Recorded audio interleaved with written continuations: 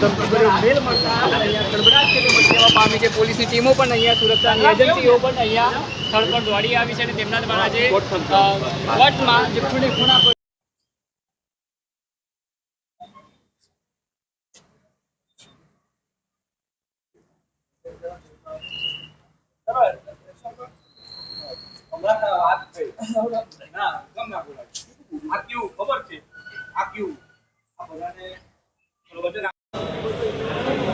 तो પછી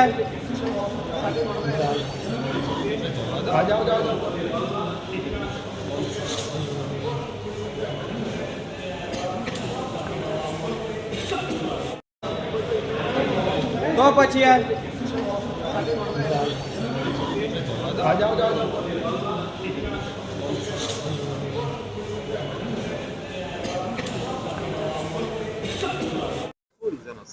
સમગ્ર વડોદરા શહેર માટે તો શરમજનક છે, ગુજરાત રાજ્ય માટે શરમજનક છે।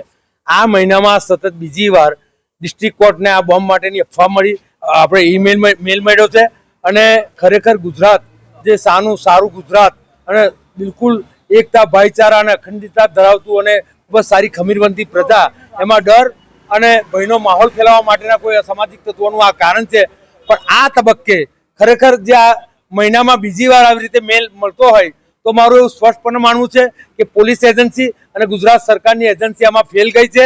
એ લોકો આ વસ્તુ જે કંટ્રોલ કરવામાં અને આ લોકોને જે અસામાજિક તત્વો છે એને છૂટો દોર આપવામાં જ એ લોકોને રસ હોય એવું લાગી રહ્યું છે। એ લોકો બિલકુલ ફેલ ગયા છે। ગુજરાતના ગૃહમંત્રી અને ગુજરાતના મુખ્યમંત્રી ખરેખર આપણા માટે ખૂબ શરમજનક છે અને આપણું તો પાછું રાજ્ય એવું કે દેશના ગૃહમંત્રી પણ બિલકુલ ગુજરાત રાજ્યના હોય અને એવા સંજોગોમાં વારંવાર સ્કૂલોને, શાળાઓને, કોઈ ફાઉન્ડેશનને, કોઈ સંસ્થાઓને અને નામદાર કોર્ટોને પણ જો આવી રીતે ધમકી મળશે તો આ દેશની સામાન્ય પ્રજાને કેવી રીતે ભયનો માહોલ અને ડરનો માહોલ દૂર કરી શકીશું। આ સરકારને હું આહ્વાન કરું છું કે તમે આ વસ્તુ નાકામ ગયા છો।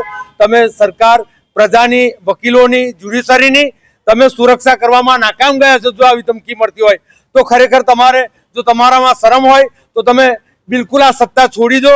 તમારા સત્તા ચલાવવાનો તમને કોઈ અધિકાર નથી અને દેશના રાજ્યના જ્યારે ગૃહમંત્રી વારંવાર એવું કહેતા હોય કે આ દેશના, આ રાજ્યના સામાજિક તત્વો કાયદામાં રહો, નહીં તો કાયદામાં રહેશો તો ફાયદામાં રહેશો।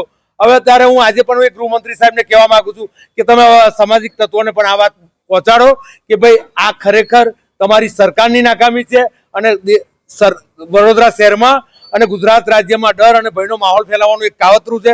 પોલીસ એજન્સી, મને ખબર નહીં કે વડોદરાના પોલીસ કમિશનરથી માંડીને ગુજરાતની પોલીસ બસ એમની પર જે માતલાત હોય છે હકીકત હોય એવું લાગી રહ્યું છે કે એમને હપ્તામાં જ રસ છે, એમને દારૂ જુગારના અડ્ડામાં જ રસ છે, એમને મારી મા બેન દીકરીઓના જે છોડા અને એમની લૂંટફાટ થાય છે એમાં જ રસ છે અને દેશ રાજ્યમાં આખું જે ભયને આતંક જે ફેલાયો છે એમાં એમનો પણ એટલો જ ફાળો છે। ખરેખર આ રોકાવું જોઈએ। વકીલો હંમેશા લોકશાહીથી માંડીને આજ દિન સુધી તમામ ક્રાંતિમાં અગ્રેસર રહ્યા છે। વકીલો ક્યારે કોઈથી ડર્યા નથી અને વકીલો દેશની લોકશાહીમાં જ્યારે અગ્રેસર રહેતા હોય તો આવી અસામાજિક અને એવા અનસોશિયલ ફેક્ટર્સની ધમકીઓને વશ થવાના નથી અને અમે 100% જો સરકાર આમાં કોઈ પગલાં નહીં ભરે કે આમાં હકીકતમાં આવા અનસોશિયલ ફેક્ટર્સની ધરપકડ નહીં કરે તો અમે 100% રસ્તા પર ઉતરીશું અને એનો વિરોધ કરીશું।